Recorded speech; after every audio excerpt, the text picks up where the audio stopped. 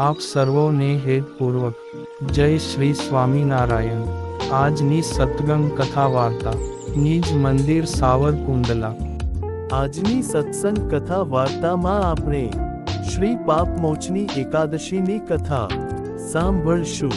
એક સમયે યુધિષ્ઠિર પૂછવા લાગ્યા કે હે શ્રી કૃષ્ણ, મેં ફાગણ માસના શુક્લ પક્ષની આમ લખી એકાદશીના મહાત્મ્યની કથા સાંભળી, પણ ફાગણ માસના કૃષ્ણ પક્ષમાં કયા નામની એકાદશી હોય છે? તેનો શું વિધિ છે અને તેનું શું ફળ છે તે મારી આગળ કહો।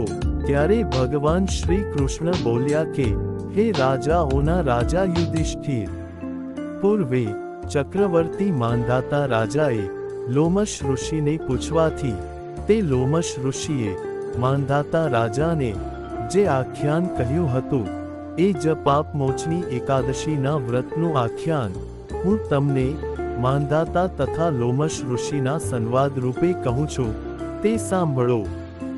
માંધાતા પૂછવા લાગ્યા કે ભગવાન, હું લોકોના હિતની ઈચ્છાથી ફાગણ માસના કૃષ્ણ પક્ષને વિશે કયા નામની એકાદશી આવે છે? તેનો શો વિધિ છે અને તેનું શું ફળ છે તે સાંભળવા ઈચ્છું છું, માટે તે મને પ્રસન્નતાથી કહો। પછી લોમશ બોલ્યા, જે ફાગણ માસના કૃષ્ણ પક્ષને વિશે પાપમોચની એવે નામે એકાદશી પિશાચપણાને મટાડનારી કહેલ છે। હે નરોને પાળનારા માંધાતા રાજા, કામનાઓને પૂરનારી, સિદ્ધિઓને દેનારી, વિચિત્ર પ્રકારની કલ્યાણ કરનારી, પાપનો નાશ કરનારી અને ધર્મને દેનારી એવી પાપમોચની એકાદશીની કથા હું તમને કહું છું, માટે તે સાંભળો। પૂર્વે અપ્સરાઓના સમૂહે સેવેલા ચૈત્રરથ ગંધર્વના ઉત્તમ પ્રદેશમાં જ્યારે વસંત ઋતુનો સમય આવ્યો ત્યારે આખું વન પુષ્પોથી ભરાઈ ગયું। તેથી તે વનની અંદર ગંધર્વોની કન્યાઓ કિન્નરો સાથે રમવા લાગી અને ઇન્દ્ર વગેરે દેવો ક્રીડા કરવા લાગ્યા। આ ચૈત્રરથ નામના વનથી બીજું કોઈ પણ સુંદર વન ન હોવાને લીધે તે વનને વિશે મુનિઓ બહુ તપ કરે છે। વળી ચૈત્ર અને વૈશાખ મહિનામાં એક વખત દેવોની સાથે ઇન્દ્ર પોતે રમતા હતા, ત્યાં મેધાવી નામે એક પ્રખ્યાત ઉત્તમ મુનિ પણ આવેલા હતા। તેના મનનો ભાવ જાણવા માટે મંજુઘોષા નામે પ્રખ્યાત અપ્સરા તે ઉત્તમ મુનિને મોહ પમાડવાનો આરંભ કરવા લાગી। તે અપ્સરા તે મુનિની બીકને લીધે તે મુનિના આશ્રમથી એક ગાઉ જેટલે દૂર ઊભી સારી રીતે વાંસળી વગાડીને મધુર ગાન કરવા લાગી। તે મંજુઘોષા અપ્સરાને દૂર ઊભી ગાયન કરતી તથા પુષ્પને ચંદન યુક્ત જોઈને વિજયને ઈચ્છનારા અને શિવ ભગવાનના વેરને સંભાળતા એવા કામદેવ તે મંજુઘોષા અપ્સરાના શરીરનો સંગ કરીને તે અપ્સરાની ભ્રમરો ને ધનુષના બે ખૂણા રૂપ કરી, તેના કટાક્ષને દોરડી રૂપ કરી, તેના નેત્રોને પીછાવાળા બે બાણ રૂપ કરી તથા તેના સ્તનોને વસ્ત્રની કોટી તંબુ રૂપ કરી શિવના ભક્ત એવા તે મેધાવી નામના મુનીશ્વરને જીતવા માટે ગયો। તે વખતે તે મંજુઘોષા અપ્સરાના અવયવો કામદેવની સેના બન્યા। તેમ તેમ મંજુઘોષા અપ્સરા પણ મેધાવી મુનિના દર્શન માત્રમાં કામાતુર થઈ ગઈ।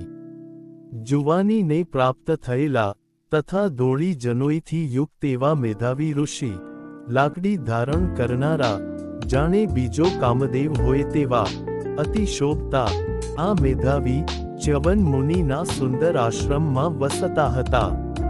એ રીતે સારા રૂપવાળા તે શ્રેષ્ઠ મુનિને જોવાથી કામાતુર થયેલી તે મંજુઘોષા અપ્સરા દૂર ઊભી રહીને ઝીણા સ્વરથી ગાવા લાગી।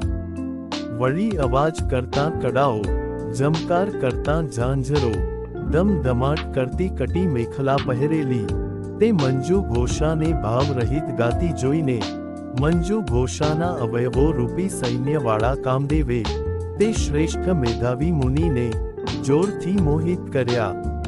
એ રીતે મુનિને મોહિત થયેલા જોઈને તે મંજુઘોષા અપ્સરા વાંસળીને નીચે રાખી હાવ ભાવ અને કટાક્ષોથી મોહ પમાડવા લાગી, અને વાયુના વેગથી કંપતી અને આકુળ વ્યાકુળ બનેલી વેલી જેમ વૃક્ષને વીંટાઈ જાય છે, તેમ તે મંજુઘોષા અપ્સરા તે મુનિને જેવી વીંટાણી કે તરત જ મુનિઓમાં ઉત્તમ એવા જે મેધાવી તે મંજુઘોષા અપ્સરા સાથે રમવા લાગ્યા.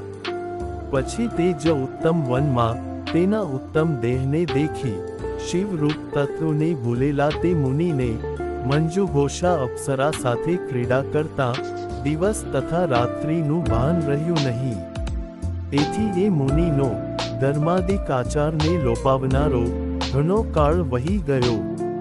તેથી દેવલોકમાં જવા માટે તૈયારી કરતી એવી તે મંજુઘોષા અપ્સરા જવાને તૈયાર થઈ ત્યારે પોતાની સાથે રમણ કરતા એવા તે શ્રેષ્ઠ મેધાવી મુનિને કહેવા લાગી, હે બ્રાહ્મણ, હવે મને મારા પોતાના સ્થાનકે અર્થાત ઇન્દ્રલોકમાં જવાની આજ્ઞા આપો.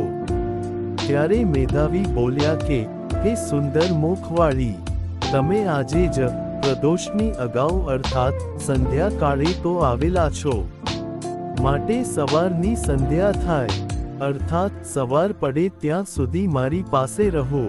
આવું મુનિનું વાક્ય સાંભળીને તે મંજુઘોષા અપ્સરા ભયભીત થઈ ગઈ. હે રાજાઓમાં શ્રેષ્ઠ યુધિષ્ઠિર રાજા, એ રીતે મુનિના વચન સાંભળીને મુનિના શાપના ભયથી બીવાને લીધે તે મંજુઘોષા અપ્સરાએ તે મેધાવી મુનિને પાછા ઘણા વર્ષો સુધી પોતાની સંગે રમાડ્યા. આ રીતે તે મેધાવી મુનિની સાથે ક્રીડા કરતા કરતા 57 વર્ષ 9 મહિના અને 3 દિવસ વીતી ગયા. ત્યારે તે મુનિને તો અડધી રાત્રિ પર્યંત જ ક્રીડા કરી હોય તેમ જણાયું. હવે એટલો કાળ વીત્યા પછી ફરીવાર તે મંજુઘોષા અપ્સરા તે મેધાવી મુનિને કહેવા લાગી, હે બ્રાહ્મણ, મારે હવે ઘરે જવું છે, માટે મને મારા પોતાના ઘરે જવાની આજ્ઞા આપો. આવા તે અપ્સરાના વચન સાંભળીને મેધાવી બોલ્યા કે, હે મંજુઘોષા અપ્સરા, હું જે વચન કહું છું તે તું સાંભળ, કારણ કે હમણાં જ પ્રાતઃકાળ થયો છે. તેથી હું સંધ્યા વગેરે ક્રિયા કરી લઉં ત્યાં સુધી તમે સારી રીતે સ્થિર થાઓ અર્થાત બેસી રહો. એવી રીતનું મુનિનું બોલવું સાંભળીને ભય અને આશ્ચર્યથી આકુળ વ્યાકુળ થયેલી અને અતિ વિસ્મય પામેલી તે મંજુઘોષા અપ્સરા મંદ હાસ્ય કરીને જે કાંઈ પોતાને કહેવાનું હતું તે આ પ્રમાણે કહેવા લાગી. મંજુઘોષા અપ્સરા બોલી કે, હે વિપ્રના અધ્યક્ષ મેધાવી મુનિ, કેટલા પ્રણામો વાળી અર્થાત ઘણીક તમારી સંધ્યાઓ વીતી ગઈ છે, કારણ કે મારી ઉપર કૃપા કરવાથી તમારો કેટલો કાળ વીતી ગયો છે તેનો તમો વિચાર કરો. આ રીતનું તે મંજુઘોષા અપ્સરાનું વચન સાંભળી ને આશ્ચર્ય પામવાને લીધે ઉગડી ગયા છે નેત્રો જેમના એવા બ્રાહ્મણોના પતિ મેધાવી મુનિ તે સમયે હૃદયમાં ધ્યાન ધરીને અપ્સરા સાથે ક્રીડા કરવામાં કેટલો કાળ વીતી ગયો તેનો નિશ્ચય કરવા લાગ્યા. તો તેને માલુમ પડ્યું કે આ મંજુઘોષા અપ્સરા સાથે ક્રીડા કરતા મારા 57 વર્ષો પૂરા થયા છે, અને અપ્સરાએ મેં જે દુઃખથી તપ મેળવ્યું હતું તે તપનો નાશ કર્યો છે. આમ તે મેધાવી મુનિ વિચારી તથા તે અપ્સરાને તપનો નાશ કરનારી કાળરૂપ જાણીને હોઠ ફફડાવતા એવા વ્યાકુળ ઇન્દ્રિયોવાળા અતિ ક્રોધી અને નેત્રોથી અગ્નિના તણખાઓ ને જાળને કાઢતા મેધાવી મુનિએ તે મંજુઘોષા અપ્સરાને શાપ આપ્યો કે તું પિશાચની થા, હે પાપણી, દુરાચારવાળી અને હે પાપમાં પ્યારવાળી વેશ્યા, તને ધિક્કાર છે. આવી રીતના મુનિના શાપથી બળેલી તે અપ્સરા વિનયથી નીચે ઊભી રહી અને સુંદર ભ્રકુટીવાળી તથા મુનિની કૃપાની ઈચ્છા રાખતી તે અપ્સરા મુનિ પ્રત્યે બોલી કે, હે વિપ્રના પાલક, કૃપા કરીને મારા શાપની શાંતિ કરો, અર્થાત મારો શાપ ટાળવાનો ઉપાય બતાવો. હે બ્રાહ્મણ, સત્પુરુષોનો સંગ કરવાથી સાતમે પગલે જ મિત્રતા પ્રાપ્ત થાય છે. ત્યારે મેં તો તમારી સાથે અતિ ઘણા વર્ષો કાઢ્યા છે. આ કારણથી હે સારા આચરણવાળા સ્વામી, તમે મારા ઉપર કૃપા કરો. આવી રીતના તે મંજુઘોષા અપ્સરાના વચન સાંભળીને મેધાવી મુનિ આ પ્રમાણે કહેવા લાગ્યા. ને મેધાવી મુનિ બોલ્યા કે, હે કલ્યાણી, શાપનો અનુગ્રહ કરનારું અર્થાત શાપને ટાળનારું જે વચન કહું છું તે મારું વચન તું સાંભળ. હે પાપણી, હવે હું શું કરું? તે મારું મોટું તપનાશ પમાડ્યું છે. તો પણ હે સારી ભ્રકુટીવાળી, ફાગણ માસના કૃષ્ણ પક્ષને વિશે સારી અને સર્વ પાપનો ક્ષય કરનારી પાપ મોચની નામે જે એકાદશી થાય છે તે એકાદશીનું વ્રત કરવાથી તારું પિશાચપણું મટી જશે.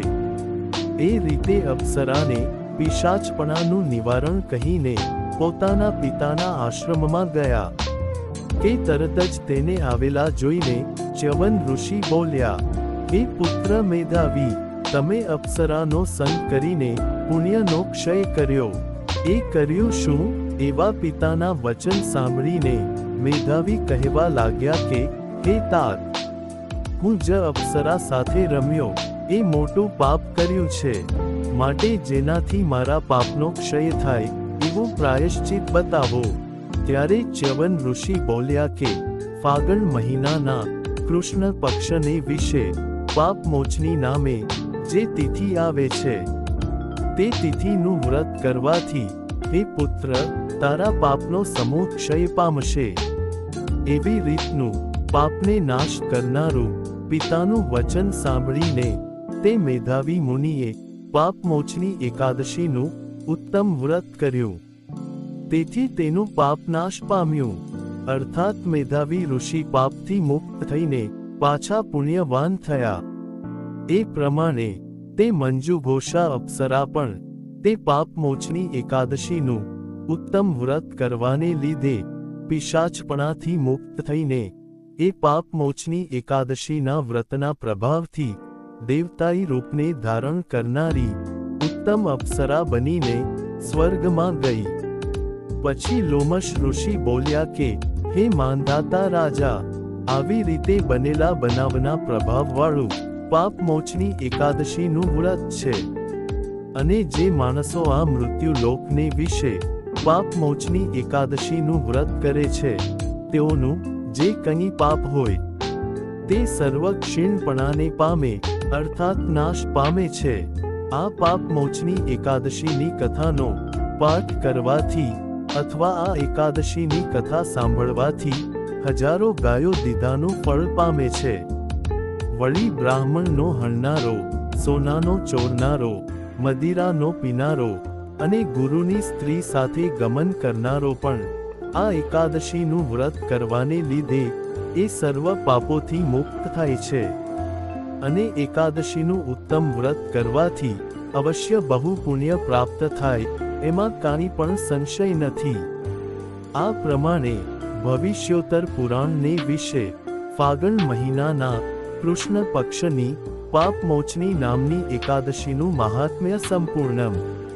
અને હવે પછીની કથા વાર્તા આપણે આગળના ભાગમાં સાંભળશું.